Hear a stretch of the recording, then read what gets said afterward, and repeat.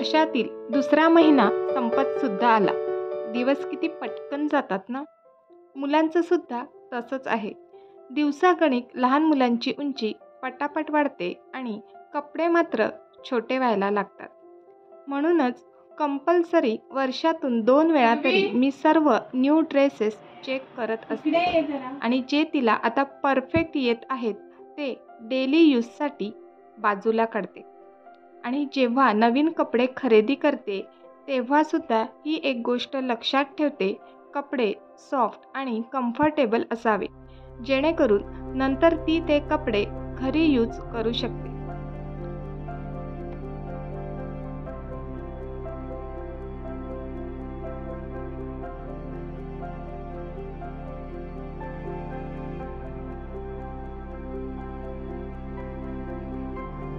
आता हे जे सर्व कपडे मी बाजूला काढले आहेत ते मी सर्व ह्या चेस्ट ऑफ ड्रॉवरमध्ये ठेवून घेत आहे. काही टॉप्स आहेत ते वापरायला सुद्धा काढलेत.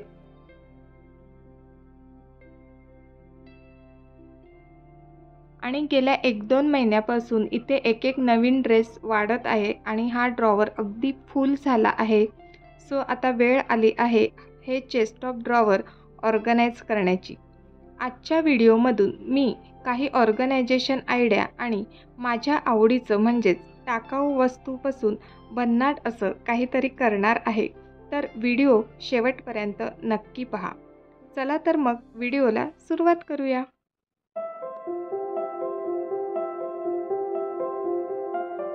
सर्वात प्रथम एक्स्ट्रा कपडे ठेवण्यासाठी मला स्पेस हवी आहे. तर हा 4 नंबरचा ड्रॉवर मी खाली करत आहे. तिथे खेळणी ठेवत होती पण सध्या तितकीशी ती खेळणी वापरली जात नाही, म्हणून तो ड्रॉवर खाली करून घेत आहे. आणि पहा आता मी खेळणी बाजूला काढते तर तिला ती खेळायची आहे. असंच असतं ना लहान मुलांचं, समोर असली का खेळायचं नाही आणि वरती ठेवून द्यायची असली का खेळायचं असतं, हो ना. आणि आता ऑर्गनाईज करायचं आहे तर फर्स्ट स्टेप आहे क्लिनिंग. तर मी पटकन हा ड्रॉवर क्लीन करून घेत आहे.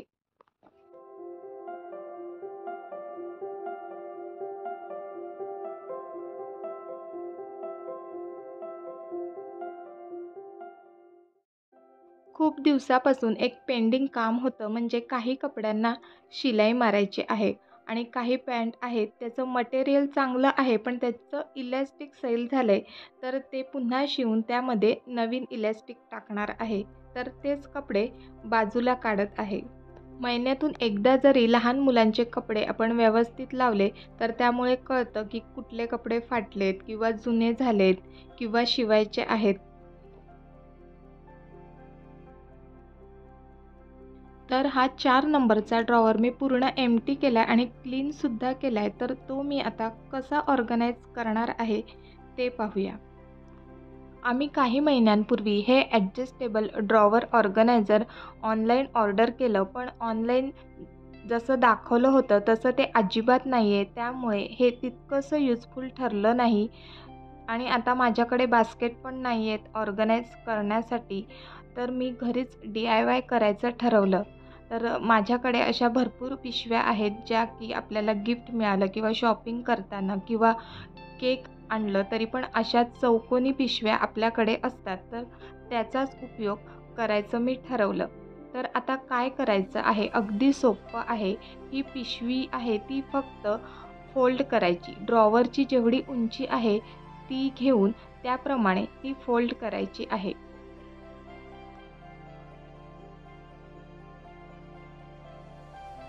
या शीट्सचा ॲज अ पार्टिशन म्हणून मी उपयोग करत आहे आणि हे जे मी आता पिशवीपासून बास्केट बनवले आहेत ते मी इथे प्लेस करत आहे.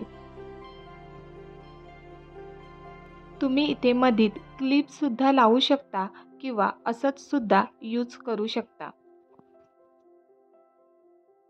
ड्रॉवरमध्ये कपड्यांची अरेंजमेंट कशी करायची ते झालं. आता पटकन ड्रॉवर ऑर्गनाईज करूया. तर तिच्या सर्व फ्रॉक्स आहेत त्या व्हर्टिकल मेथडनी मी एका बाजूला प्लेस केल्या आहेत. त्यानंतर इनरवेअर आहेत किंवा शॉर्ट पॅन्ट आहेत त्या मी या DIY केलेल्या बास्केटमध्ये ठेवणार आहे.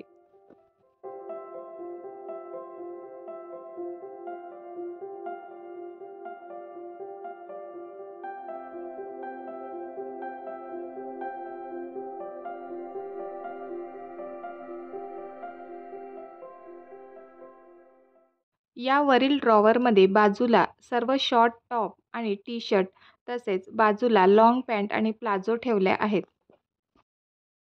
आणि या ड्रॉवरमध्ये स्कूलसाठी लागणारे कपडे आणि त्यासोबत लागणाऱ्या काही वस्तू एकाच ड्रॉवरमध्ये मी अरेंज करून ठेवल्या आहेत.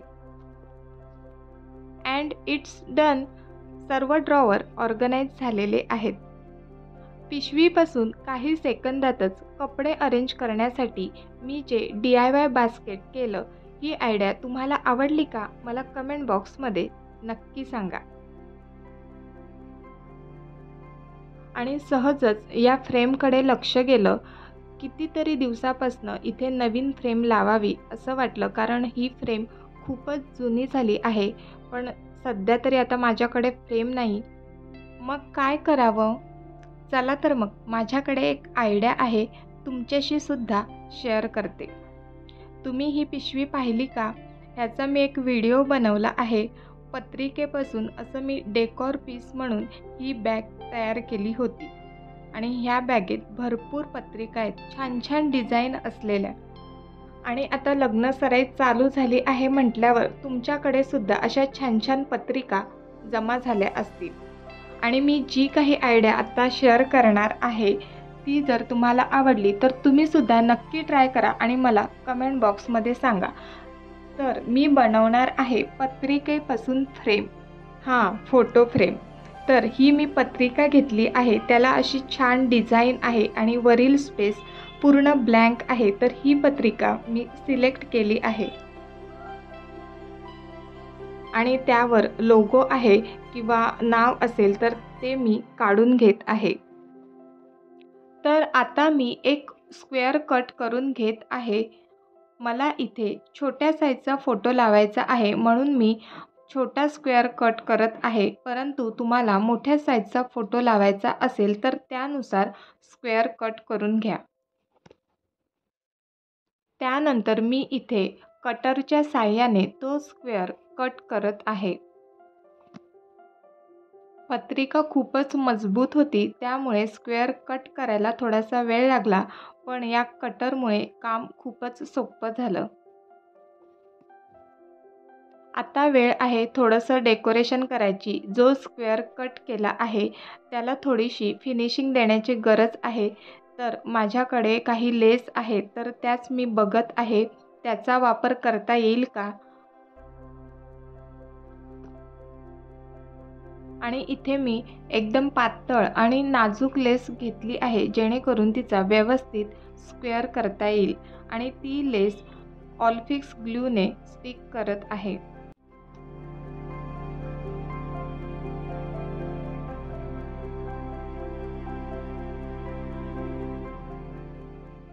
आता वरील भाग झालेला आहे, पण आतील बाजूने फोटो होल्ड करण्यासाठी आपल्याला एक सपोर्ट द्यावा लागेल. तर त्यासाठी इथे मी पत्रिकेचाच कागद घेतला आहे आणि तो त्या स्क्वेअरला चिटकवून घेणार आहे.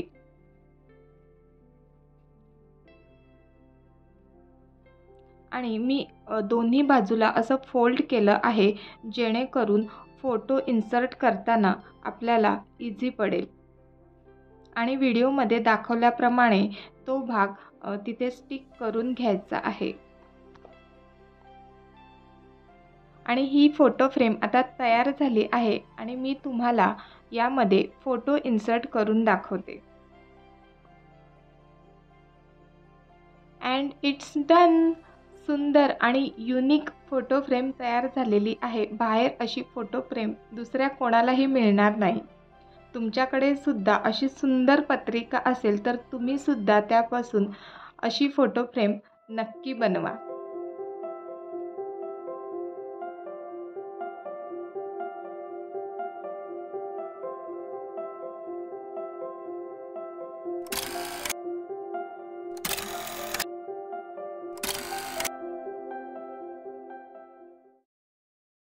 आता हा ड्रॉवर खूपच खाली झाला आहे.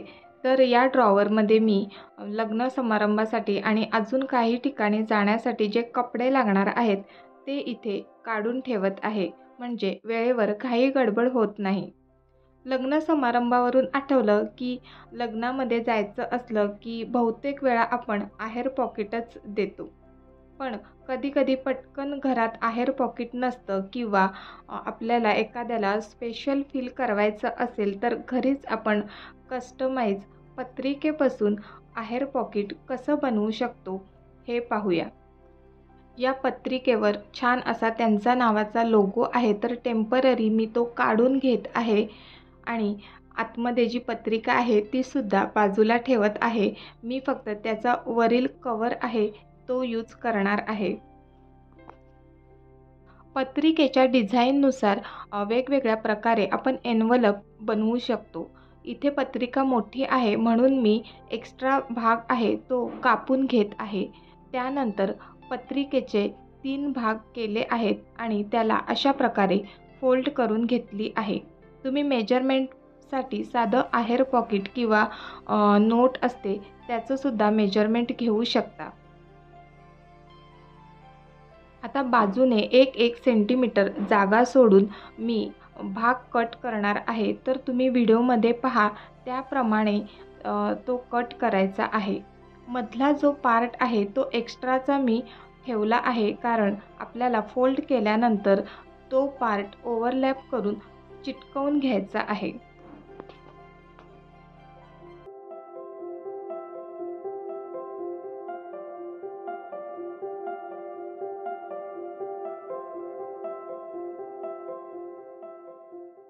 चिटकवण्यासाठी जो एक्स्ट्रा पार्ट ठेवला आहे त्याच्या दोन्ही कडेला मी थोडंसं गोलाकार कापून घेतलेला आहे.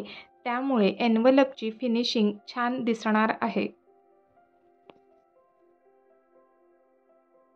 आणि हा वरील भाग जो की आपण फोल्ड करणार आहोत तो थोडासा मी कापून घेत आहे, कारण इथे मी हा लोगो स्टिक करणार आहे.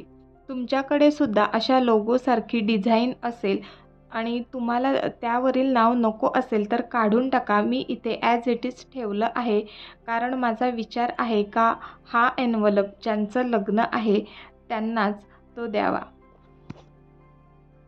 आणि एन्व्हलपच्या वरील भागाला हा लोगो मी स्टिक केला आहे. आणि तुम्ही पाहू शकता की मार्केटमध्ये छान छान डिझाईन असलेले जसे एन्व्हलप किंवा आहेर पॉकेट मिळतात, त्याचप्रमाणे हा एन्व्हलपसुद्धा तयार झालेला आहे. तर आजच्या व्हिडिओमध्ये मी ऑर्गनायझेशन आणि ज्या काही आयडिया शेअर केल्या आहेत त्या तुम्हाला आवडल्या का? मला कमेंट बॉक्समध्ये नक्की सांगा. व्हिडिओ आवडला तर लाईक, शेअर आणि सबस्क्राईब करा. पुन्हा भेटूया पुढच्या व्हिडिओमध्ये. तोपर्यंत बाय बाय.